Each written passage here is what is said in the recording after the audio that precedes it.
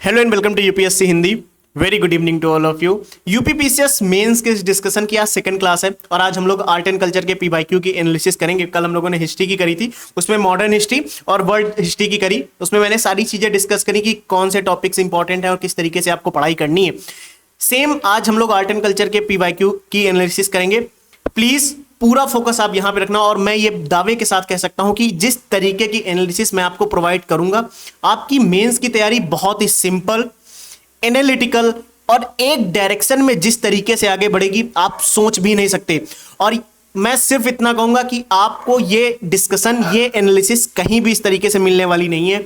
Please यहां पे आए हो तो आप 10 मिनट का समय दो, बैठो यहां पे मेरे साथ इंगेज करो। मैं कहता हूं कि आपको जो भी समझ में नहीं आया आप मेरी आईडी पे मैसेज करो, ग्रुप में मैसेज करो, कमेंट करो, मैं उसका रिप्लाई जरूर करूंगा, नेक्स्ट वीडियो में करूंगा ना। अगर आप आईडी पे मैसेज करते हो तो मैं वहां पे रिप्लाई देता हूं, डोंट वरी। मैंने क्या कहा, जिस लेवल की एनालिसिस मैं आपको दे रहा हूं मेंस के लिए, आप एक बार पढ़ के देखना उस तरीके से आप एक बार नोट्स बना के देखना। जो बच्चे पीवाईक्यू बैच में है, जो बच्चे ध्रुव बैच में, मैं उनकी बात नहीं कर रहा, लेकिन आप अगर फ्री में यहां पे कुछ सीखने के लिए आए हो ना, मैंने क्या कहा था, मेंस की आपकी फ्री में भी बहुत अच्छी तैयारी की जिम्मेदारी मेरी है। अगर मैं यहां पे बैठा हूं तो मैं आपको हर एक वो चीज प्रोवाइड करूंगा, हर एक वो स्टेप आपको जरूर बताऊंगा जो इस तैयारी के लिए बहुत जरूरी है। ठीक है, तो please focus on this class. मैंने पिछली क्लास में जैसी हर चीज समझाई यहां भी मैं समझाऊंगा, इसलिए मैं कैमरा ऑफ करूंगा। पूरा फोकस आप क्लास पे रखना, हर एक पॉइंट पे डिस्कशन करेंगे कि आर्ट एंड कल्चर किस तरीके से पढ़ना है, आर्ट एंड कल्चर में कैसे पीवाईक्यूज आते हैं, किस तरीके का अपना थॉट प्रोसेस रखना है, किस तरीके से इसकी तैयारी और कौन से सोर्सेस पे हमें ज्यादा फोकस रखना है। ठीक है, चलें स्टार्ट करते हैं। खासतौर पर अभी हम लोग पीसीएस के पीवाईक्यू कर रहे हैं, होने दो एक बार पीसीएस, यूपीएससी के भी इसी तरीके से करेंगे, डोंट वरी। और 1-2 दिन के अंदर आपकी आंसर राइटिंग यूट्यूब पे भी मैं शुरू करूंगा, जहां पे मैं 1-2 पीवाईक्यू डेली डिस्कशन स्टार्ट करूंगा, वो भी विद टेम्पलेट्स। और टेम्पलेट्स की जानकारी आपको पता है, मैंने पिछली क्लासेस में बताई है। जो पीवाईक्यू बैच में मैं टेम्पलेट्स दूंगा, कुछ जो बहुत ही इंपॉर्टेंट है, जैसे मान लो वहां पे मैं 20-30-40 टेम्पलेट देने वाला हूं, तो मैं फ्री में भी आपको कुछ टेम्पलेट जरूर प्रोवाइड करूंगा, डोंट वरी। ठीक है, चलिए मैं स्टार्ट करता हूं। चलो आर्ट एंड कल्चर से स्टार्ट करते हैं।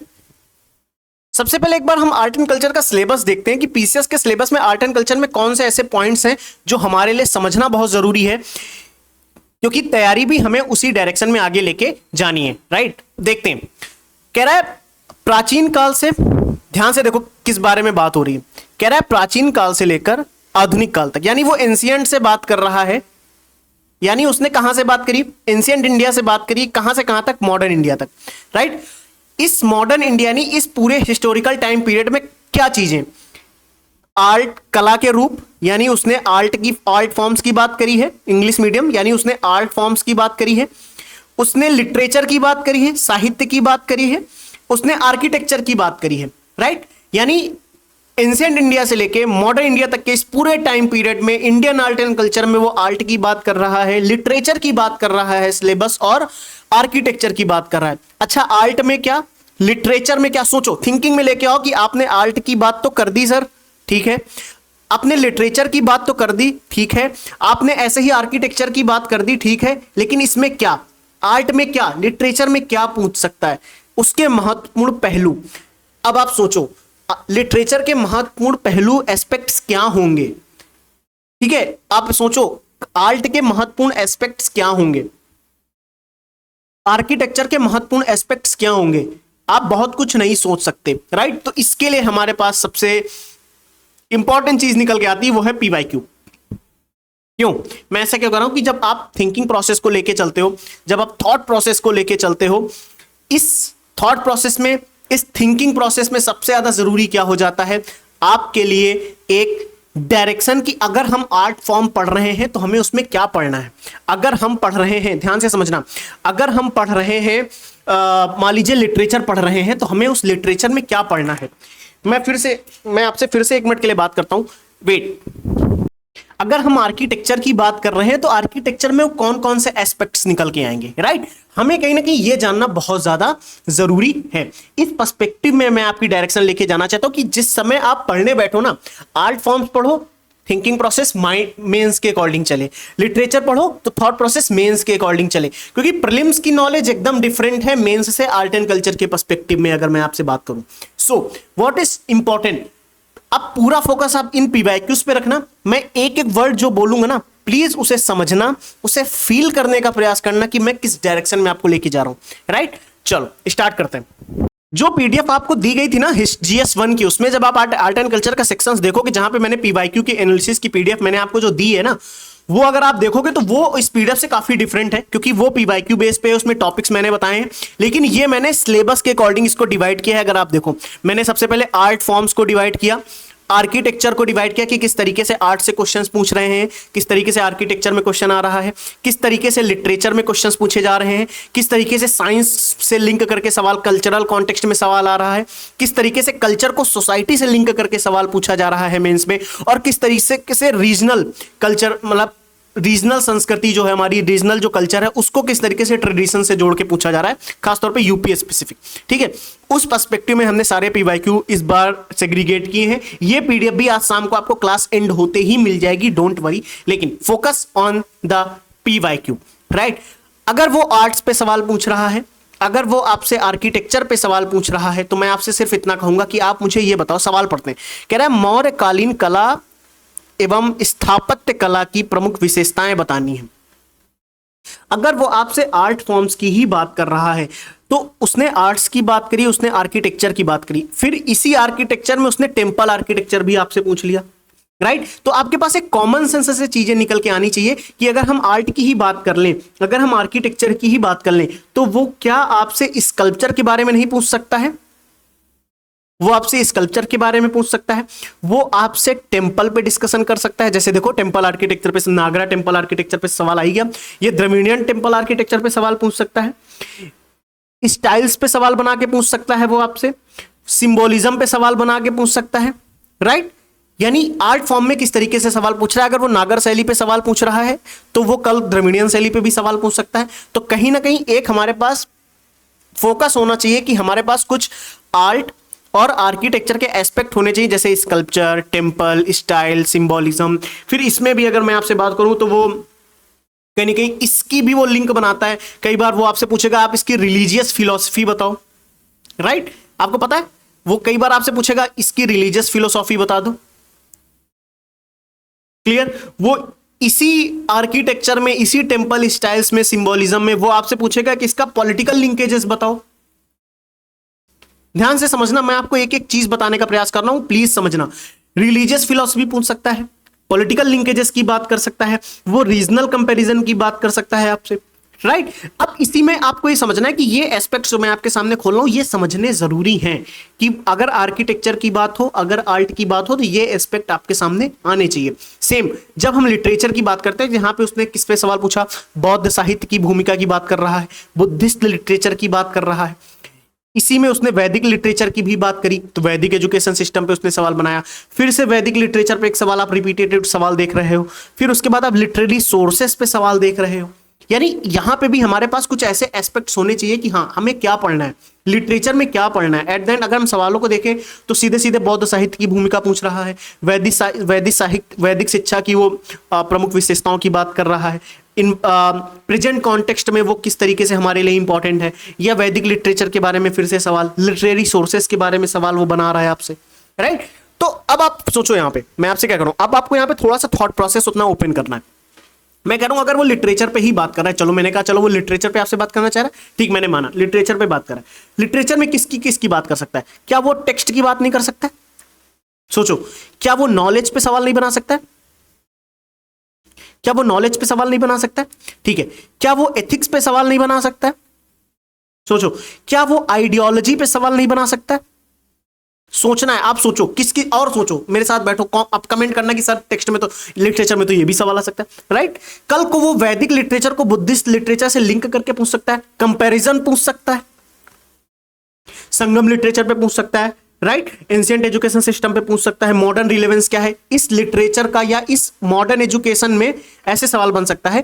कल को वो पूछ सकता है कि मॉडर्न एजुकेशन में एंशिएंट एजुकेशन का क्या रोल रहा है, या एंशिएंट एजुकेशन आज भी रिलेवेंट है मॉडर्न एजुकेशन में, कैसे, तो आपको एग्जाम्पल से बताना पड़ेगा ना। राइट, सोचो, वो एग्जाम्पल आपको सेट करने पड़ेंगे, आपको वो एग्जाम्पल्स तो बताने ही पड़ेंगे। क्या आपको ये मेरा पॉइंट समझ आ रहा है जो मैं आपसे डिस्कस कर रहा हूं?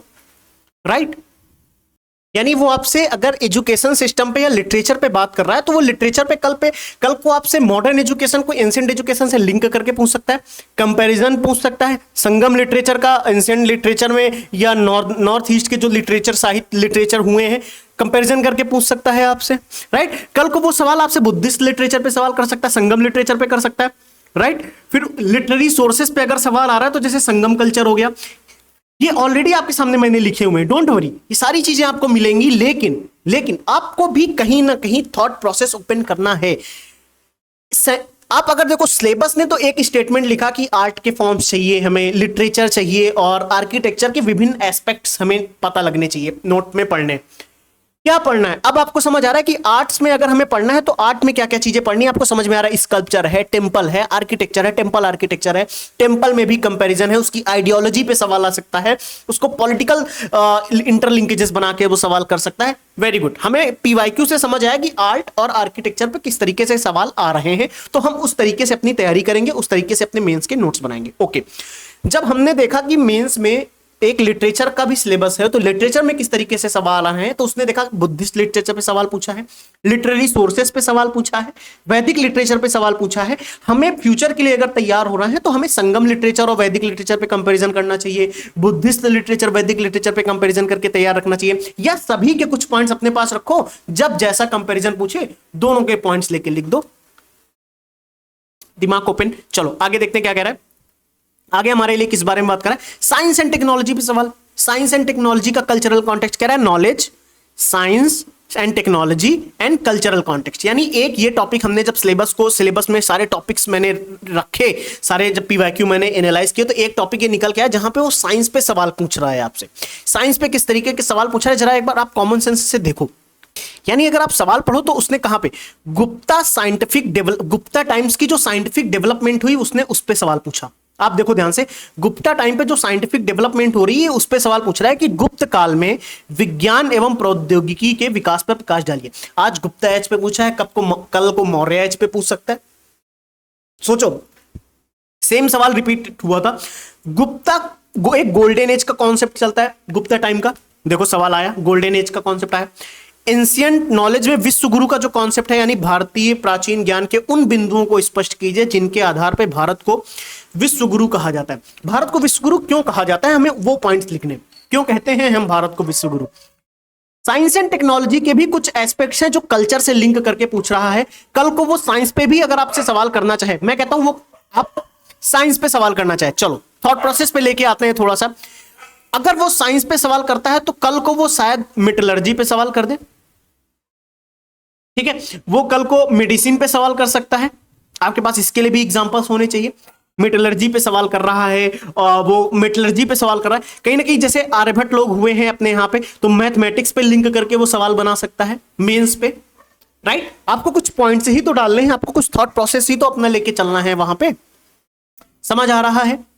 यानी अब सोचो, जैसे गुप्ता पीरियड में उसने देखा कि गुप्ता पीरियड के साइंटिफिक डेवलपमेंट्स पर हमें क्या पॉइंट्स लिखने हैं, वही सवाल है, ठीक है। गुप्ता पीरियड के टाइम पे जो साइंटिफिक डेवलपमेंट हुए वो बता दिए मैंने।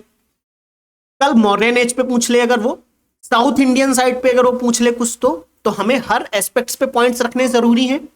यानी अगर हम कोई भी काल के बारे में पढ़ें तो उसका साइंटिफिक डेवलपमेंट पढ़ना जरूरी है हमारे लिए, क्लियर। यानी अब आपको क्या करना है कि कोई भी काल अगर पढ़ रहे हो तो उसका साइंटिफिक डेवलपमेंट आप जरूर पढ़ोगे। अगला देखते हैं, साइंटिफिक डेवलपमेंट पढ़ोगे, साइंटिफिक डेवलपमेंट को कल्चरल डेवलपमेंट से लिंक जरूर करोगे, एंशिएंट डेवलपमेंट को मॉडर्न एंशिएंट डेवलपमेंट से लिंक जरूर करोगे, सॉरी मॉडर्न डेवलपमेंट से जरूर लिंक करोगे, या सवाल को थोड़ा सा ऐसा पढ़ने का प्रयास करोगे या टॉपिक को कुछ इस तरीके से पढ़ोगे कि मॉडर्न टाइम पे जो डेवलपमेंट हो रहे हैं वो एंशिएंट टाइम पे होने वाले डेवलपमेंट से कैसे इंटरलिंकेजेस हैं। इंटरलिंकेजेस भी आपको पॉइंट्स तो निकालने पड़ेंगे, किसी भी तरीके से पॉइंट्स निकालने। मॉडर्न टाइम के जो डेवलप, मैं क्या बोल रहा हूं एक बार समझना। हेलो, मैं यहां पे लिखता हूं, एक मिनट। मैं कह रहा हूं मॉडर्न टाइम पे जो डेवलपमेंट हो रहे हैं, ध्यान से समझते हैं, जो मॉडर्न टाइम पे डेवलपमेंट हो रहे हैं और जो एंशिएंट टाइम पे डेवलपमेंट हुए हैं, इन दोनों डेवलपमेंट पे क्या इंटरलिंकेजेस है, क्या समानताएं हैं, या इन दोनों डेवलपमेंट में क्या चेंजेस हैं, क्या डिफरेंस है। कंपैरिजन आपको ध्यान रखना है, क्रिटिकल एनालिसिस भी अपने पास रखनी है। इनके कुछ 2-3 पॉइंट बस, क्रिटिकल एनालिसिस भी अपने पास रखनी है, पॉजिटिव पॉइंट्स भी रखने हैं यानी कह लो, और निगेटिव पॉइंट्स भी अपने पास रखने हैं। Clear? I think this point is clear. आगे देखते हैं। एक हमारे पास है cultural and society. Culture and society की जब मैं बात करता हूं, कल्चर एंड सोसाइटी को जब आप थोड़ा सा भी लिंक करने का प्रयास करोगे ना, बहुत आसानी से निकल के आएगा। ये आपसे यूनिटी इन डाइवर्सिटी की बात कर रहा है। अगर भारतीय संस्कृति में विविधता में एकता का प्रतीक है तो आपको डाइवर्सिटी ही तो बतानी है हर तरीके की। उसने देखो Indian culture during pandemic current से लिंक करके बोला main characteristics of Indian art and culture, सवाल बना रहा है, यानी वो वैल्यूज की हमारे बात कर रहा है, वो डाइवर्सिटी पे सवाल बना रहा है, मेंस में सवाल आ रहा है। डाइवर्सिटी के साथ साथ आप अगर देखो कहीं ना कहीं सोशल हायरार्की पे वो सवाल बना सकता है। जैसे अब देखो ये यूपी स्पेसिफिक सवाल अगर मैं आपसे बात करूं, पूर्वांचल फोक सॉन्ग पे सवाल आया, कल्चरल सिग्निफिकेंस पे सवाल आया, संगम कल्चर पे सवाल आया, यानी कहीं ना कहीं वो एक पूरा एस्पेक्ट आपके लिए दे रहा है। इसीलिए मैंने यहां पे जितने भी सवाल आज आपके सामने रखे, हर एक सवाल को मैंने उसके मेन टॉपिक्स में तोड़ा है। प्लीज इसे समझना, मैंने हर एक सवाल को उसको मेन टॉपिक्स में मैंने तोड़ने का प्रयास किया कि वो सवाल पर्टिकुलर किस टॉपिक से रिलेटेड है। तो 2018 से लेकर 2024 तक की अगर हम पूरी मेंस की एनालिसिस देखो ना, इस तरीके के सवाल आपको दिखाई देते। अब मैं आपके लिए यहाँ पे सरप्राइज चीज देता हूं जो मैंने अभी तक पिछली क्लास में भी दी है, फिर से मैं देता हूं, don't worry. Art and culture जब भी आपकी पढ़ाई शुरू हो तो अब आपको क्या होगा, देखो मैं आपको बताता हूं। समझते हैं कुछ चीजें, यहां पे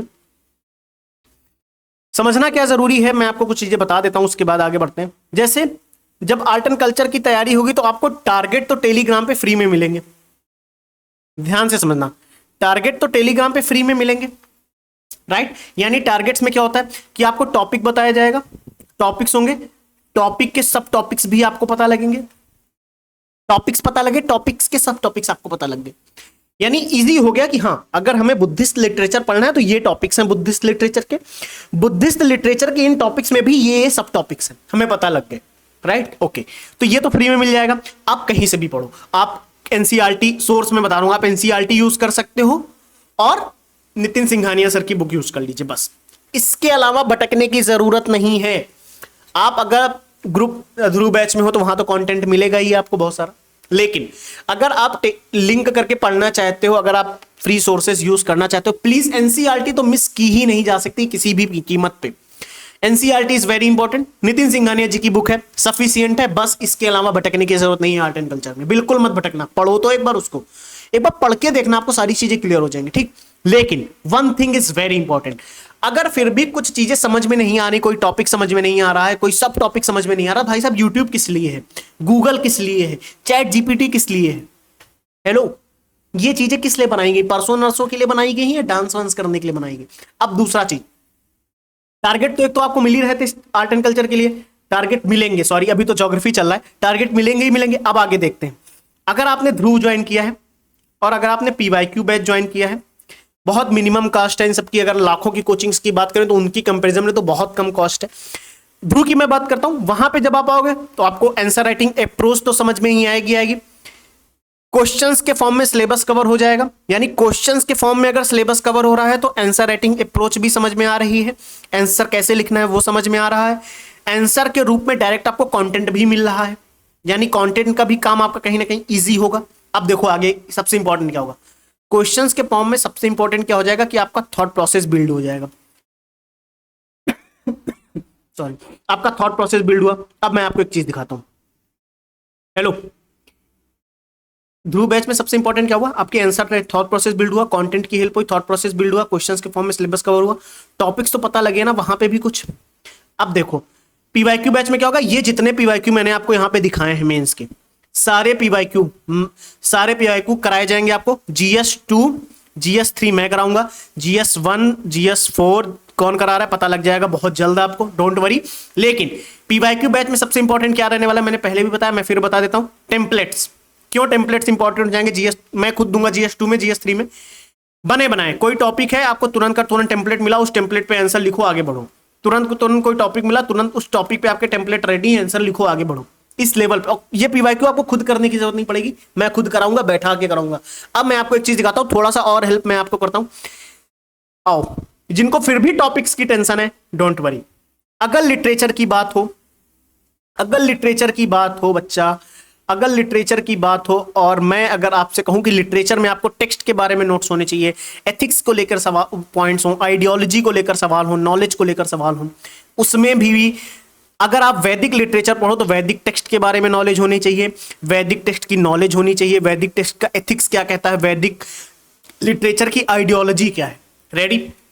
अगर हम बुद्धिस्ट लिटरेचर की बात करते हैं तो बुद्धिस्ट लिटरेचर में टेक्स्ट कौन कौन से हैं, वो कौन कौन सी नॉलेज हमें देते हैं, उनका एथिक्स मोरालिटी क्या है, उनकी आइडियोलॉजी क्या है।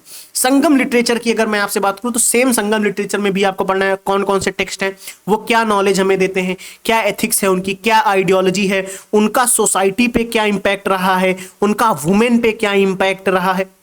समझ आ रहा है? सारे टॉपिक्स क्यों पढ़ना है, किन से जोड़ के पढ़ना है, इसीलिए मैंने कहा लिटरेचर को आप इन टॉपिक्स से जोड़ के पढ़ो। उन टॉपिक्स के सब टॉपिक्स मैंने ऑलरेडी बहुत सारे यहां पे दिए हैं, बहुत सारे हैं, लेकिन इंपॉर्टेंट पीवाईक्यू के बेस पे जो टॉपिक्स निकल के आए हैं वो मैंने आपको यहां पे दिए हैं।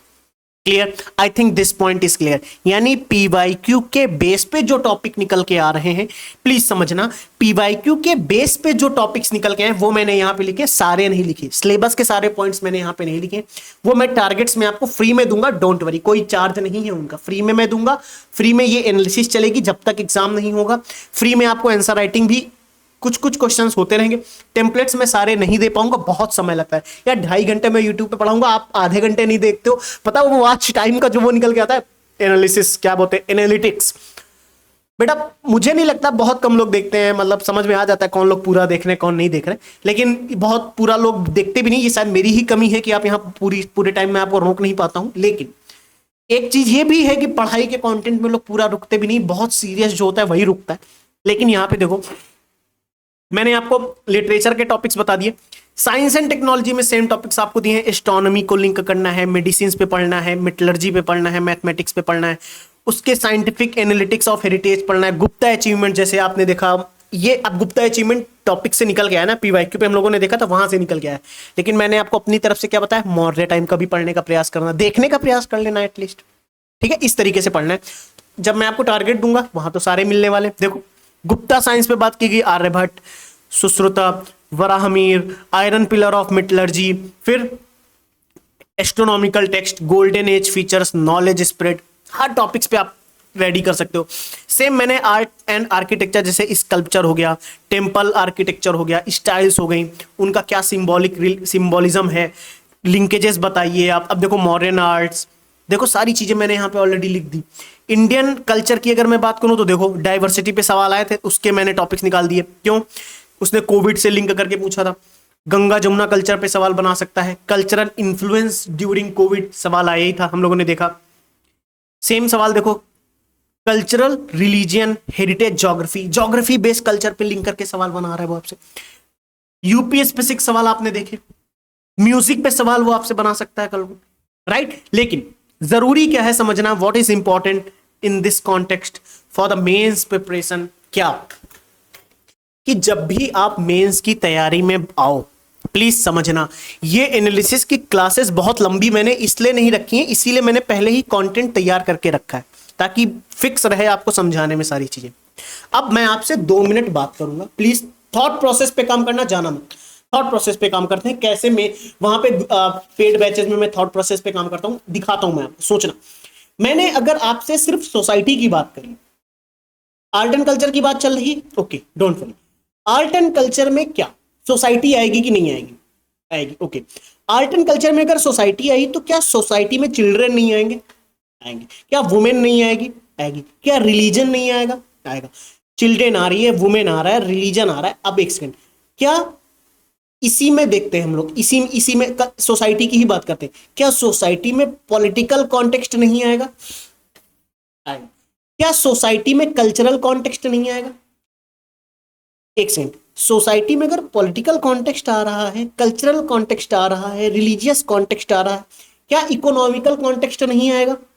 प्लीज, ये ऐसे ही मैं मेंस की तैयारी कराता हूं, क्योंकि आपको नोट्स छपा दूं मैं, पीडीएफ पे पीडीएफ दे दूं, चलता है, सब जगह चलता है। आओ तो एक बार मेरे साथ बैठो, पता लगेगा आपको। देखो वो जरूरी होता है क्योंकि एटलीस्ट आपको रिवीजन करना है।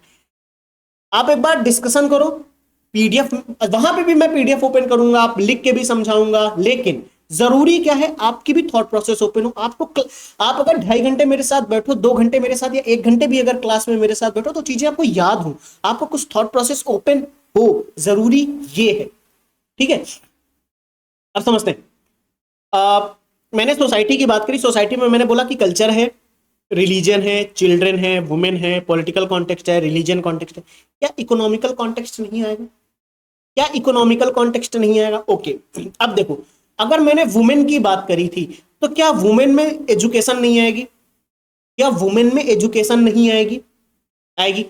अभी देखते हैं हम एक चीज और आपको बता, आप कहोगे सर ये तो आप इंडियन सोसाइटी में लेके जा रहे हो। नहीं नहीं नहीं, मैं आपका थॉट प्रोसेस ओपन कर रहा हूं, कल्चर के पॉइंट ऑफ व्यू से रुकना भी।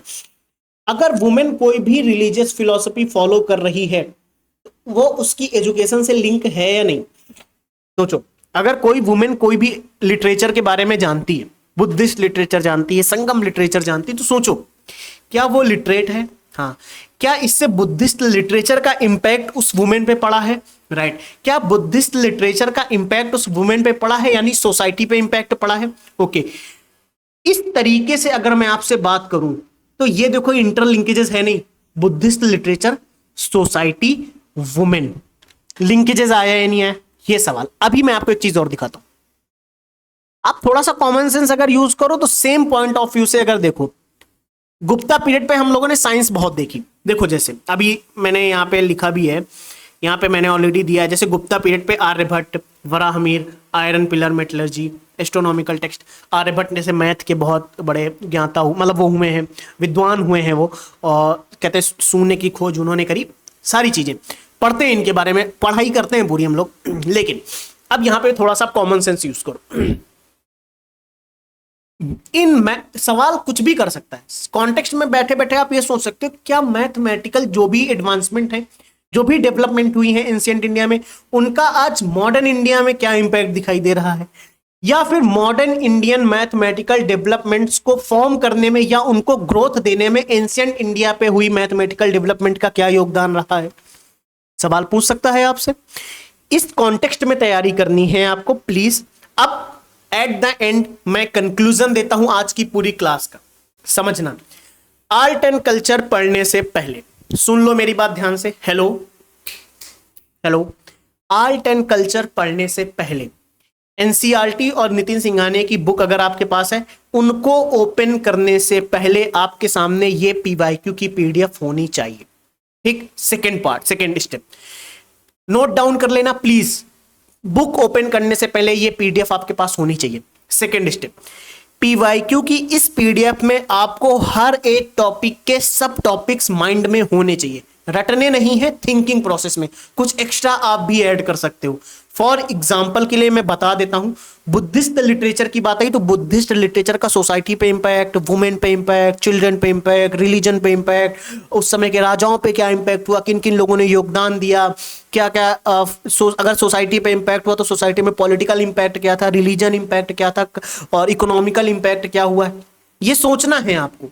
वो पॉइंट्स आपके पास होने चाहिए, टॉपिक्स पहले ही पीवाईक्यू से निकल आने चाहिए। तो कुछ हेल्प मैंने कर दी है। जब आप आर्ट एंड कल्चर पढ़ने बैठोगे, आपको टारगेट्स तो मिलेंगे, लेकिन वो टारगेट स्टार्ट करने से पहले पीवाईक्यू के ये टॉपिक्स के सब टॉपिक्स आपके पास होने चाहिए, जिनमें कुछ हेल्प मैंने आपके सामने इस पीडीएफ से कर दी, कुछ आप करोगे। ठीक है, 2 स्टेप हो गए। And the third step, what is most important step for the mains preparation, सबसे इंपॉर्टेंट स्टेप है मेंस की तैयारी का। अब आपकी पढ़ाई शुरू होनी है, आप आर्ट एंड कल्चर पढ़ना शुरू करें, आप एंशिएंट इंडिया से पढ़ोगे, मिडिवल वगैरह वगैरह। प्लीज शुरू में कुछ दिन पीवाईक्यू के बेस पे ही तैयारी करना। मतलब अगर आप नोट्स भी नोट्स कैसे बनाने हैं ये मैं आपको बताऊंगा जब मैं पीवाईक्यू, मतलब जब मैं क्वेश्चन आंसर राइटिंग कराऊंगा 2-3 दिन बाद मैं शुरू कर दूंगा, मैं उसमें बताऊंगा कि नोट्स कैसे बनाने हैं, नो डोंट वरी।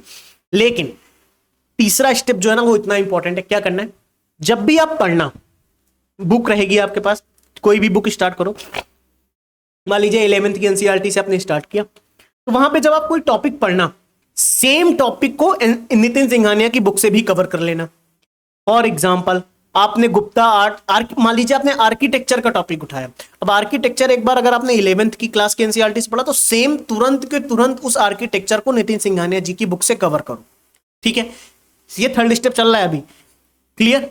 अब वो कवर कर, जब आप आर्किटेक्चर पढ़ने जा रहे हो उससे पहले आर्किटेक्चर के पीवाईक्यू, उनके टॉपिक्स, सब टॉपिक्स आपके सामने हो, फिर पढ़ो। अब पढ़ते पढ़ते थॉट प्रोसेस रखना कि ऐसा पीवाईक्यू आ सकता है, ऐसा क्वेश्चन आ सकता है, उस अकॉर्डिंग पढ़ना है, समझना है, रटना नहीं है, फिर अपना थॉट प्रोसेस इंप्लाई करना है। क्या वुमेन की अगर बात हो, आर्किटेक्चर पे बात हो रही, अगर वो आर्किटेक्चर में, टेम्पल आर्किटेक्चर में किसी स्टाइल की अगर वो बात कर रहा है, किसी पर्टिकुलर पॉइंट्स की अगर वो बात कर रहा है, वो समझना, उसका कंपैरिजन वो कल को किसी भी से भी पूछ सकता है। आर्किटेक्चर जब आप नितिन सिंघानिया जी की बुक में पढ़ोगे तो एक होलिस्टिक कवरेज मिलती है वहां पे, वही लिंकेजेस आपको माइंड में रखनी। ठीक है, आई थिंक ये तीनों स्टेप कवर, टॉपिक, सब टॉपिक्स माइंड में, दूसरा टारगेट के अकॉर्डिंग तो लिंक करना ही है आपको, वो तो टारगेट्स तो मैं आपको दे ही रहा हूं। क्लियर? जो थर्ड पॉइंट जो मैंने आपको बताया सबसे इंपॉर्टेंट यही है कि पढ़ते वक्त ये लिंकेजेस आपके रहने चाहिए। ठीक है, चलिए ये इंटरलिंकेजेस बना के आप लोग पढ़ोगे प्लीज। मैंने आज के पीवाईक्यू की एनालिसिस में आपको क्या क्या दिया है, पीवाईक्यू दिए हैं, मेन टॉपिक के अंदर के टॉपिक्स दिए, क्वेश्चन किस टॉपिक पे आया है, उस टॉपिक का एस्पेक्ट क्या है, देखो ध्यान से, उस टॉपिक के एस्पेक्ट क्या क्या हो सकते हैं, उस टॉपिक को किससे लिंक करके हमें पढ़ना है, वो भी मैंने आपको दिया है। ठीक, clear? I think this point is clear. देख लो, अगर 2 मिनट का समय लेके मैं दिखा देता हूं। टॉपिक दिया मैंने, क्वेश्चन का, क्वेश्चन दे दिया, यही नहीं, टॉपिक दिया है मैंने, उस टॉपिक के क्या क्या एस्पेक्ट हो सकते हैं, देखो ध्यान से, उस टॉपिक के क्या क्या एस्पेक्ट हो सकते हैं, उन एस्पेक्ट्स को किन चीजों से लिंक करके हमको पढ़ना है, और उनके अंदर पीवाईक्यू बेस्ड सब टॉपिक्स कौन कौन से, सारे मैंने आज आपको दिए। ठीक है, कल देखो हम लोगों ने मॉडर्न हिस्ट्री, वर्ल्ड हिस्ट्री कर ली है, आर्ट एंड कल्चर कर ली, कल हम लोग इंडियन सोसाइटी का डिस्कशन करेंगे। सो प्लीज डेली एक एक सब्जेक्ट का डिस्कशन होगा, थोड़ा सा लंबा समय जरूर लगेगा, पिछला खा मत जाना, भूल मत जाना, इसलिए मैं कह रहा हूं revision is the most important की टू क्लियर एनी एग्जामिनेशन, चाहे वो प्रीलिम्स के लिए हो या मेंस के लिए हो। अगर मैं आपके साथ यहाँ पे बैठा हूं, मैं आपको एक्टिव करने का प्रयास कर रहा हूं कि आप भी एक्टिव रहो कहीं ना कहीं। प्लीज आपको हमारा साथ देना पड़ेगा, तभी मैं आपका साथ कंटिन्यू दूंगा, अदरवाइज आपका सपोर्ट मुझे नहीं दिखेगा तो मैं कैसे मानूंगा कि आप, मैं आपसे जो कह रहा हूं आप वो कर रहे हो। तो आज आपको काम क्या है, ये चीजें आपको एनालाइज करके रख लेनी है अपने पास, नोट्स में, अगर चाहो तो नोट्स में लिख लो, प्रिंट कराना चाहो प्रिंट करा लो, जो भी आपको लगे, लेकिन आज कमेंट करके जाना, प्लीज आज कमेंट करके ना, sir I will clear UPPCS 2025। ठीक है, चाहे वो मेंस इंटरव्यू सब होगा, ठीक है, लेकिन एक मेरे मोटिवेशन के लिखना, sir I will do hard work, simple लिख दो, हार्ड वर्क, कंसिस्टेंसी, डिसिप्लिन, लिख के जाना, हार्ड वर्क, कंसिस्टेंसी, डिसिप्लिन, बस। Thank you, take care, bye bye, कल मिलते हैं इंडियन सोसाइटी में। ठीक है, thank you, take care, bye bye.